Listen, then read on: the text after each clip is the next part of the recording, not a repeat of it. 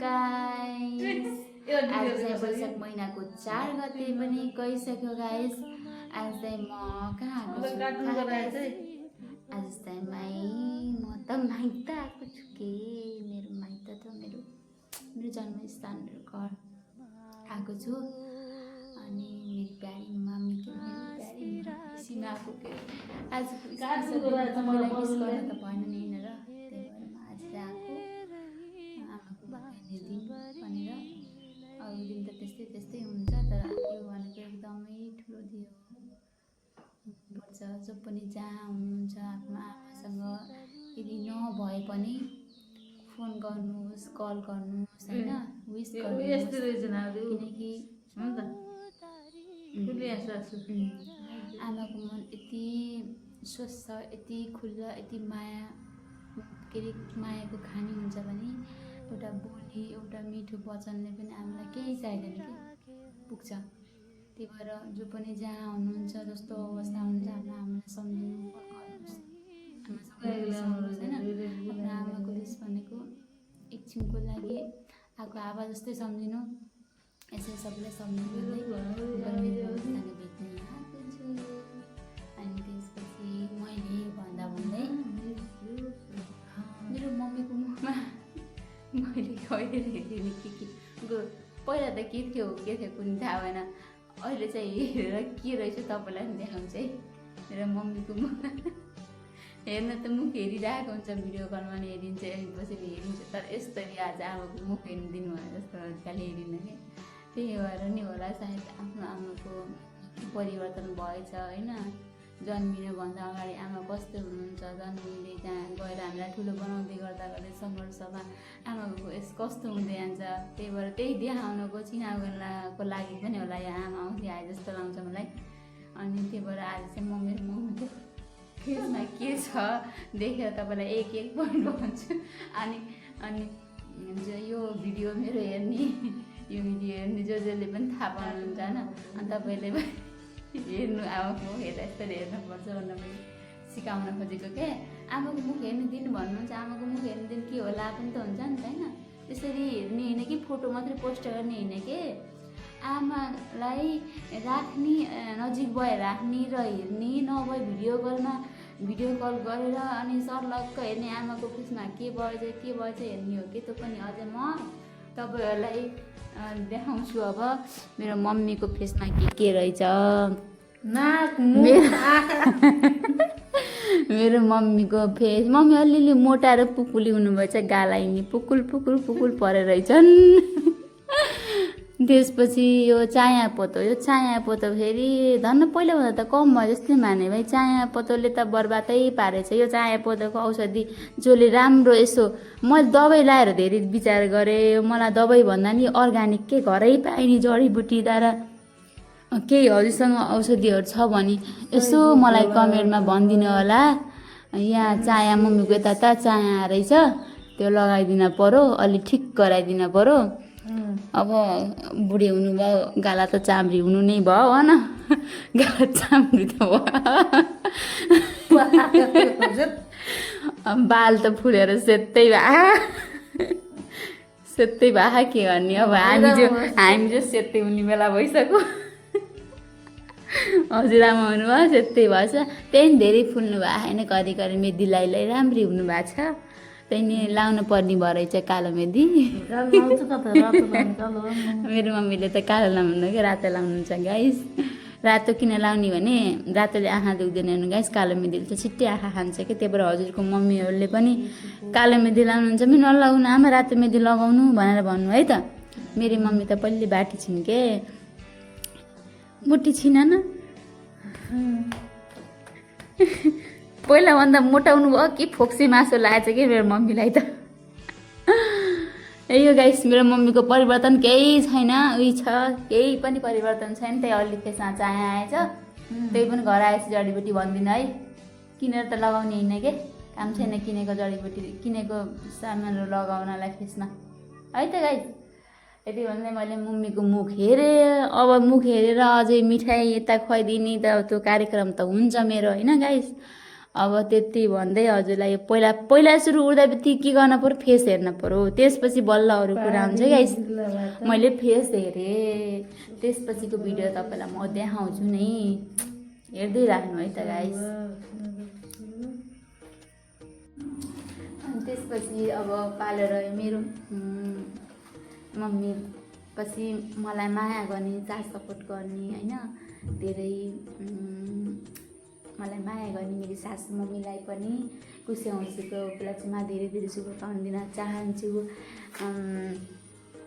अहिले चाहिँ धेरै समय म उहाँसँग नै बस्छु माइत भनेको कहिलेकाहीँ आउनु जस्तो ठाउँ भयो तर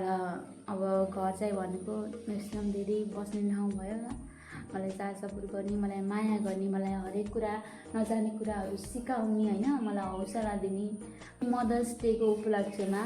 मेरो सासू मम्मीलाई पनि धेरै धेरै शुभकामना दिन चाहन्छु अनि त्यसपछि म चाहिँ मेरो माइली सानीमा मेरो धनी आन्टीलाई दिन चाहे शुभकामना उहाँलाई पनि धेरै मिस गरेको छु आज आमा औँसीको दिन परेको हुँदा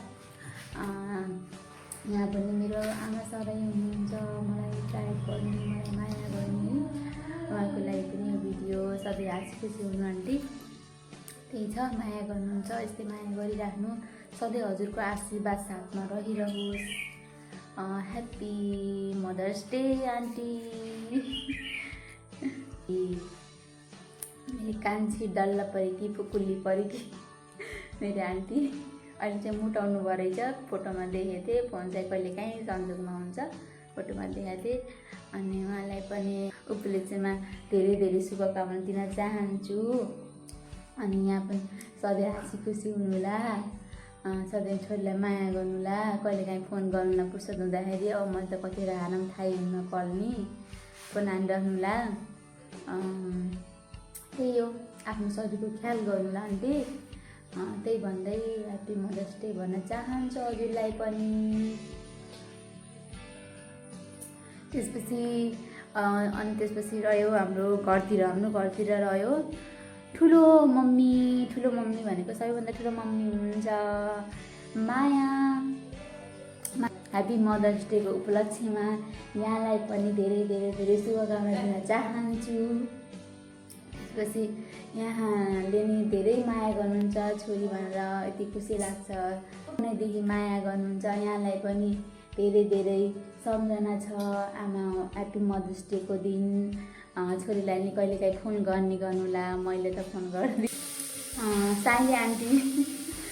मेरी डल्ली परेकी बुकुली परेकी काली इस्ता परेकी डल्ली आन्टी मिना आन्टी बुटोल बस्नुहुन्छ मिना आन्टीलाई पनि धेरै शुभकामना दिन चाहन्छु आमा औँसीको दिन तर बुटोलमै हुनुहुन्छ म अहिले चाहिँ धेरै भयो है नभेट भएको म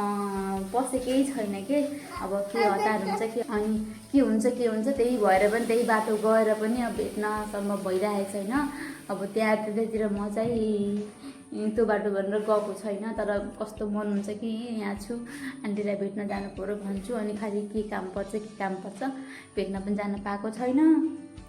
त्यही भएर आज चाहिँ ह्याप्पी मदर्स डे परेको हुँदाखेरि यहाँलाई पनि धेरै धेरै शुभकामना दिन चाहन्छु सधैँ यस्तै माया गरिरहनु होला अरू त केही छैन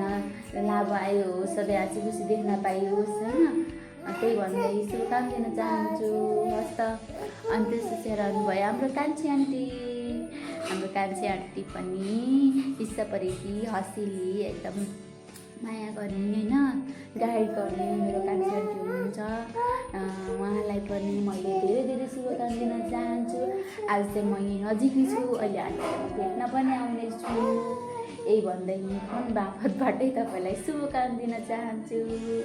ह्याप्पी मदर्स डे आन्टी सधैँ माया गर्नु सधैँ आफ्नो शरीरको ख्याल गर्नु यति भन्दै म सबै आमाहरूसँग बिदाबारी लिन चाहन्छु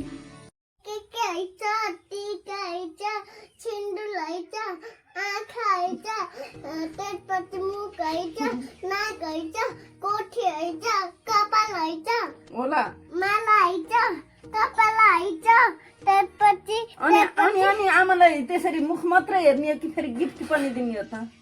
गिफ्ट भोलि ल्याउन पर्यो नि यो आज यहाँ के छ मुखमा हेर्ने मात्रै यस्तो त भएन उदार त हेर्न भएन होला ए के ल्याइदिन्छौ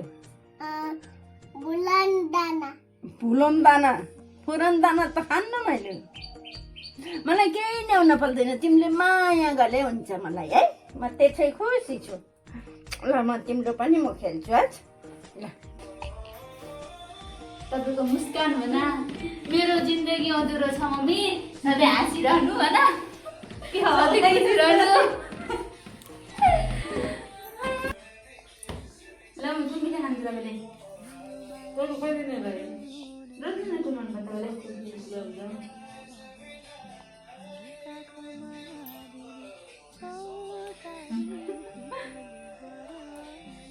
ल टिका लाउनु त भएन हाम्रो सुत्केर परेछ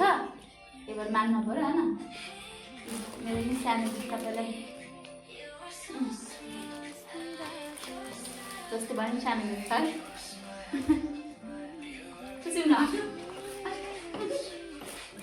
छोरी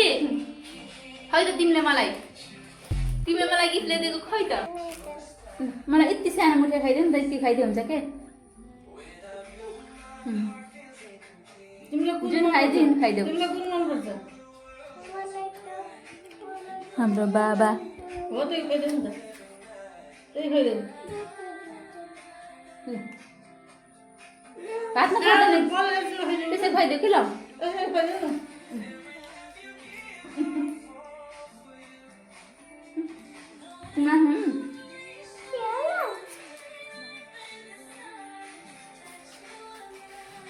वाउ ल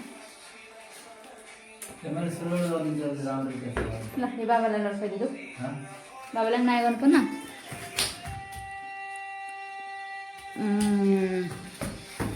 ल हजुरहरूलाई आमाको बारेमा थोरै सायरी भन्न चाहेँ होइन मैले सायरी यहाँ लेखेको छु कि तपाईँले म्याच गर्ने तरिकाले कस्तो लाग्छ सुनिदिनु है त तिमी हाँस्दा मेरो संसार उज्यालो हुन्छ तिमी हाँस्दा मेरो संसार उज्यालो हुन्छ तिमी रुँदा मन किन हो भाँचिन्छ तिमी रुँदा किन हो मन भाँचिन्छ आमा तिम्रो माया यस्तो मिठो छ आमा तिम्रो माया यस्तो मिठो छ जुन शब्दले कहिले वर्णन गर्न सक्दिनँ यति भन्दै गाइस फलो सब्सक्राइब गर्न नभुल्नु होला गाइस किनकि मैले हजुरहरूको लागि नै यति भिडियो बनाइरहेको छु हजुरहरूको साथ सपोर्ट बिना मेरो केही पनि लाग्दैन हजुरले सपोर्ट गर्नुभयो भने हजुरहरूको लागि राम्रो राम्रो भिडियोहरू बनाएर ल्याउने छु गाइस यति भन्दै happy mother's day bye bye guys